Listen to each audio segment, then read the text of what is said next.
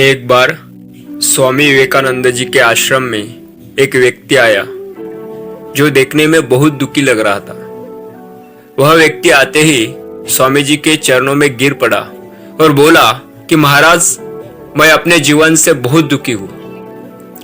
मैं अपने दैनिक जीवन में बहुत मेहनत करता हूँ, काफी लगन से काम भी करता हूँ, लेकिन कभी सफल नहीं हो पाया। भगवान ने मुझे ऐसा नसीब क्यों दिया है कि मैं पढ़ा लिखा और मेहनती होते हुए भी कभी कामयाब नहीं हो पाया हूँ, धनवान नहीं हो पाया हूँ। स्वामी जी उस व्यक्ति की परेशानी को पल भर में ही समझ गए।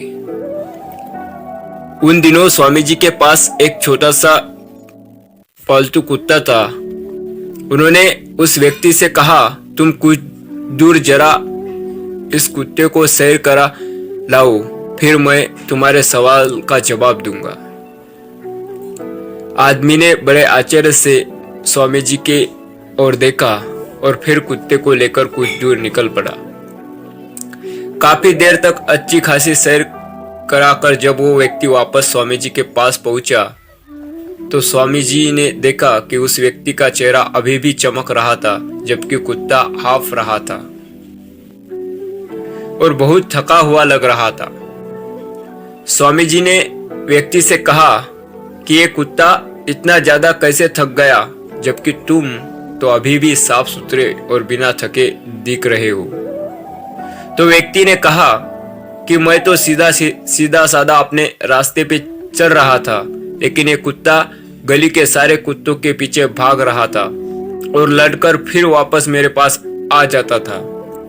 हम दोनों ने एक समान रास्ता तय किया है, लेकिन फिर भी इस कुत्ते ने मेरे से कहीं ज्यादा दूर लगाई है, इसलिए ये थक गया है। स्वामी जी ने मुस्कुराकर कहा, यही तुम्हारे सभी प्रश्नों का जवाब है।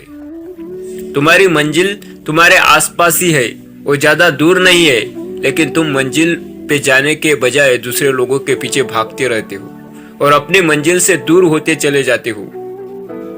तो मित्रों, यही बात हमारे दैनिक जीवन पर भी लागू होती है। हम लोग हमेशा दूसरों का पीछा करते रहते हैं कि वो डॉक्टर है तो मुझे भी डॉक्टर बनना है, वो इंजीनियर है तो मुझे भी इंजीनियर बनना है, वो ज्यादा पैसे कमा रहा है तो मुझे भी कमाना है।